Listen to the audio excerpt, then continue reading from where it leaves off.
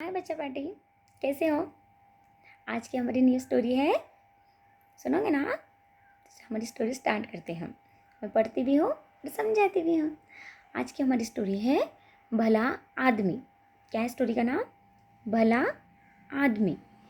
तो एक बार क्या हुआ, एक धनी पुरुष ने, धनी यानी जो संपत्तिवान एक आदमी था, तो एक धनी, धनी यानी संपत्तिवान, ब्रैस। तो एक धनी पुरुष ने एक मंदिर बनवाया। मंदिर में भगवान की पूजा करने के लिए एक पुजारी, मंदिर के खर्च के लिए बहुत सी भूमि, खेत और बगीचे मंदिर के नाम लगवाए। अब उन्होंने मंदिर बनवाया तो मंदिर के लिए मूर्ति की पूजा करने के लिए एक पुजारी, वहाँ की देखभाल करने के लिए, और जो मंदिर के आसपास की जगह थी, जो खेत था, वहाँ पर सुंदर सा बगीचा बनवाया और रहने की व्यवस्था भी करवाई कि जो भी भक्त लोग आए। तो उन्होंने ऐसा प्रबंध किया था कि जो मंदिरों में भूखे, दीन दुखी या साधु संत आवे, वो वहाँ 2-4 दिन ठहर सके और उनको भोजन के लिए भगवान का प्रसाद भी मिल जाया करे। उसने ये सब व्यवस्था करवाई थी कि कोई भी जो आए 2-4 दिन के लिए, तो उन्हें भोजन का भी व्यवस्था उनकी हो सके।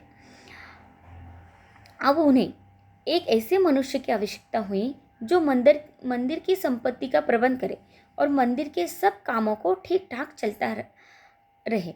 अब उसे ऐसे व्यक्ति की तलाश थी, उस धनी व्यक्ति को, कि ये व्यवस्था तो उसने सब करवाई थी, पर एक ऐसे व्यक्ति चाहिए थे कि जो मंदिर की जो पैसा आएगा, जो दान पेटी में पैसा आता है, जो पावती हम फाड़ते हैं ना, कोई मंदिर में जाते तो पावती दान पेटी में डालते हैं, कुछ पावती फाड़ते दान देते हैं, तो उन सब का हिसाब किताब रखने के लिए भी कोई चाहिए। बड़े बड़े मंदिरों में होता है ना ऐसा, तो उसे भी चाहिए उस धनी व्यक्ति को उस मंदिर के लिए। तो बहुत से लोग उस धनी पुरुष के पास आए, बहुत से लोग आए। वे लोग जानते थे कि यदि मंदिर की व्यवस्था का काम मिल जाए तो वेतन अच्छा मिलेगा। जो भी व्यक्ति उसके पास काम के लिए आए धनी व्यक्ति के, तो जानते थे अगर ये मंदिर की व्यवस्था का काम मिल जाए तो अच्छी खासी पगार मिलेगी। हर कोई यही आशा से आता है ना काम के लिए। लेकिन उस धनी पुरुष ने सबको लौटा दिया। लेकिन वो जो धनी पुरुष था उसने सबको लौटा दिया। जो भी इस आस से आए थे, वो सबसे कहता था, मुझे एक भला आदमी चाहिए, मैं उसको अपने आप छांट लूँगा। मुझे एक आदमी चाहिए भला, बस मैं उसे अपने आप, बोलते हैं ना वो परखने की शक्ति, पिछली बार हमने पढ़ा था ना नीला पत्थर, वैसे ही वो बोले मैं अपने आप ही उसको छांट लूँगा, यानी उसे ढूंढ लूँगा। बहुत से लोग मन ही मन में उस धनी पुरुष को गालियाँ देते थे। अब बहुत से ऐसे लोग थे जो आते थे उसके पास काम के लिए, उन्हें काम नहीं मिलता था तो उसे गालियाँ देते थे। बहुत लोग उसे मूर्ख या पागल बतलाते। अब वो बोलते थे हम इतनी सब चीज़ें बताए कि हमारा शिक्षण ऐसा है, हम अच्छे से कर पाएंगे, सब चीज़ें हमारी बता के भी हमें नौकरी पे नहीं रखता है, हमारे व्यवस्था के लिए हमें वहाँ पे निवड नहीं कर रहा है हमारी, तो वो उसे पागल या मूर्ख कहते थे। लेकिन वो धनी पुरुष किसी की बात पर ध्यान नहीं देता। लेकिन वो जो धनी पुरुष था, रईस आदमी था, वो किसी की बातों पे ध्यान नहीं देता था। अब लोगों को काम ही है कहना, कहने दो उसमें से वो था, तो वो किसी की बातों पे ध्यान नहीं देता था। बहुत लोग, फिर क्या हुआ, लोग भगवान के दर्शन के लिए आने लगते थे। तब वो धनी पुरुष अपने मकान की छत पर बैठकर मंदिर में आने वाले लोगों को चुपचाप देखता रहता था। अब वो जब मंदिर खुलता था तो जैसे लोग आते थे तो वो देखता था, उसके छत पर जाकर, मंदिर की छत पे नहीं, उसके घर की छत पे जाकर देखता था कि मंदिर में कितने लोग, मतलब लोग आते हैं, दर्शन करते हैं। तो उन्हें वो चुपचाप सब देखता रहता था। एक दिन वो इसलिए देखता था क्योंकि उसे वो एक व्यक्ति की तलाश थी ना, जो उसके मंदिर की व्यवस्थापना के लिए, पैसे की देखभाल करने के लिए एक अच्छा सही व्यक्ति उसे चाहिए, इसलिए वो देखता था। एक दिन में एक मनुष्य मंदिर में दर्शन करने आया। उसके कपड़े मैले और फटे हुए थे। एक दिन एक मनुष्य मंदिर में दर्शन करने के लिए आया, उसके कपड़े फटे हुए थे। वो बहुत पढ़ा लिखा भी नहीं जान पड़ता था। अब वो उसके कपड़े फटे फटे थे तो वो ऐसा लग नहीं रहा था कि बहुत पढ़ा लिखा है। जब वो भगवान का दर्शन करके जाने लगा तब धनीपुर उसने अपने पास बुलाया। जब धनीपुर वो सेठ का नाम है, वो धनीपुर ने उसे अपने पास बुलाया और कहा, क्या आप इस मंदिर की व्यवस्था संभालने के काम कर लोगे?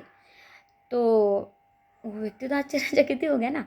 उस धनी व्यक्ति ने उस आम आदमी को पूछा, जो उसके कपड़े फटे हुए थे, वो दर्शन करके बाहर निकल ही रहा था मंदिर के, तो उनसे पूछा क्या मंदिर की व्यवस्थापन का काम कर लोगे, करोगे? तो वो मनुष्य बड़े आश्चर्य में पड़ गया, वो पूरा आश्चर्यचकित हो गया। उसने कहा, मैं तो बहुत पढ़ा लिखा नहीं हूँ। उसने कहा, मैं बहुत पढ़ा लिखा नहीं हूँ, मैं इतने बड़े मंदिर का प्रबंध कैसे कर सकूँगा। उसने कहा, मैं इतना पढ़ा लिखा नहीं हूँ, इतने बड़े मंदिर का प्रबंध यानी व्यवस्थापन, हर चीज़ का व्यवस्थापन होता है। भक्त किधर से आते हैं जाते हैं, दान पेटी में जितना पड़ता है सबको प्रसाद मिलता है कि नहीं, ज़रूरतमंदों को, या कुछ मंदिर में कुछ सब सही चलता है कि नहीं, ये सब देखना, ये पूरा प्रबंध, ये व्यवस्थापना। बोले मैं नहीं कर पाऊँगा। तो धनी पुरुष ने कहा, मुझे बहुत विद्वान नहीं चाहिए। उसने कहा, मुझे बहुत विद्वान नहीं चाहिए, मैं तो एक भले आदमी को मंदिर का प्रबंधक बनाना चाहता हूँ। मुझे सिर्फ एक भला आदमी चाहिए, उसी को मैं मंदिर का प्रबंधन बनाना चाहता हूँ। मुझे विद्वान व्यक्ति नहीं चाहिए, बहुत पढ़ा लिखा नहीं चाहिए। उस मनुष्य ने कहा, आपने इतने मनुष्य में मुझे ही क्यों भला आदमी समझा, मुझे क्यों भला आदमी माना। उस जिसके कपड़े फटे थे उस आदमी ने कहा, इतने लोग आपके पास आके गए काम के लिए, उन सब में आपने मुझे ही क्यों भला आदमी समझा। धनी पुरुष बोला, मैं जानता हूँ आप भले आदमी हैं। मंदिर के रास्ते में एक ईंट का टुकड़ा गड़ा रह गया था। उसने कहा, मैं जानता हूँ मंदिर के रास्ते में एक ईंट का टुकड़ा गड़ा रह गया था और उसका एक कोना ऊपर निकला था। मैं उधर से बहुत दिनों से देख रहा था कि उस मंदिर के टुकड़े की नोक से लोगों को ठोकर लगती थी, लोग गिरते थे, लुढ़कते थे और उठकर चलते थे। वहाँ मंदिर के बीच में सीढ़ियों के पीस रास्ते में वहाँ पर एक नोकीला पत्थर रखा था, मतलब वो गड़ा था, उसमें मंदिरों में बांधकाम में वहाँ पे गड़ा था नोकीला पत्थर के साथ। गिट्टी विट्टी का कोई पत्थर गड़ा रह जाता है रास्ते में तो हमें चुभ जाता है ना, तो वैसा वहाँ लगा गड़ा था वो मंदिर के रास्ते में वहाँ पे। तो कितने लोग आए गए, वो लुढ़कते गए, गिरते रहे, उड़ते फिर चले, पर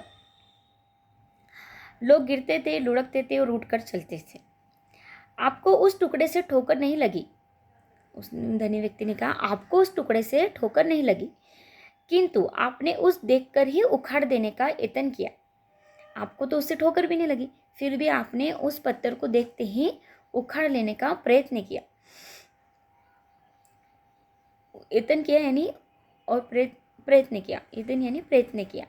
मैं देख रहा था कि आप मेरे मजदूर से फावड़ा मांगकर ले गए और उस टुकड़े को खोदकर अपने वहाँ की भूमि भी बराबर कर दी। धनी व्यक्ति जो देखता था उसके घर के छत पे से मंदिर में कौन आता है जाता है, तो ये निरीक्षण कर रहा था, वो ये परख रहा था। तो बोले, मैं ये देख रहा था कि भला आदमी मुझे कैसे मिले। तो ये जो नोकीला पत्थर रखा था, तो इतने लोग आए गए, लूढ़ के गिरे, पर किसी ने उसे हटाया नहीं। आपको तो चोट नहीं लगी, पर आपको जैसा दिखा तो आपने उसे निकालने का प्रयत्न किया। मेरे मजदूरों से जो काम करते थे आजू बाजू, उनसे फावड़ा लेकर आए और उनसे वो पत्थर निकाल लिया और ज़मीन भी बराबर कर दी। उस मनुष्य ने कहा, ये तो कोई बात नहीं है, रास्ते में पड़े कांटे, कंकड़ और पत्थर लगने योग्य पत्थर, ईंटों को हटा देना तो प्रत्येक मनुष्य का कर्तव्य है। तो उस भले आदमी ने कहा, ये तो कोई बड़ी बात नहीं है, ये तो कोई बड़ी बात है ना, ये तो मामूली बात है। मुझे ऐसा लगा, क्योंकि रास्ते में ऐसे नोकीले पत्थर मिलते हैं, कंकर मिलते हैं, कांटे मिलते हैं, तो उसे तो हर मनुष्य को बाजू में निकाल देना चाहिए, सरका देना चाहिए, बाजू में कर देना चाहिए कि किसी को चोट ना पहुँचे, ये सबका कर्तव्य है। धनी पुरुष ने कहा, अपने कर्तव्य को जानने और पालन करने वाले लोग ही भले आदमी होते हैं। उस धनी व्यक्ति ने कहा, उस सेठ ने, कि अपने कर्तव्य को जानने वाले, जो अपने कर्तव्य को समझता है कि मेरा क्या कर्तव्य है और मुझे क्या करना चाहिए, और पालन करने वाले लोग ही भले आदमी होते हैं। अपने कर्तव्य को समझकर हम पालन करते, वैसा आचरण करते हैं, तो वे वही भले आदमी होते हैं। वो मनुष्य मंदिर का प्रबंधक बन गया, उसने मंदिर का बड़ा सुंदर प्रबंध किया। वही मनुष्य फिर प्रबंधक बन गया, व्यवस्थापक बन गया, वही मैनेजर बन गया वहाँ का। उसने वहाँ पे मंदिर का बहुत अच्छे से व्यवस्थापन किया। तो देखा भला आदमी। शिक्षा, अब हमें इनसे क्या शिक्षा मिली। मित्रों, हर मनुष्य को अपने कर्तव्यों का पालन करना चाहिए। तो हमसे ये शिक्षा मिलती है कि हर मनुष्य को, हम छोटे बड़े हर किसी को अपने कर्तव्य का पालन करना चाहिए।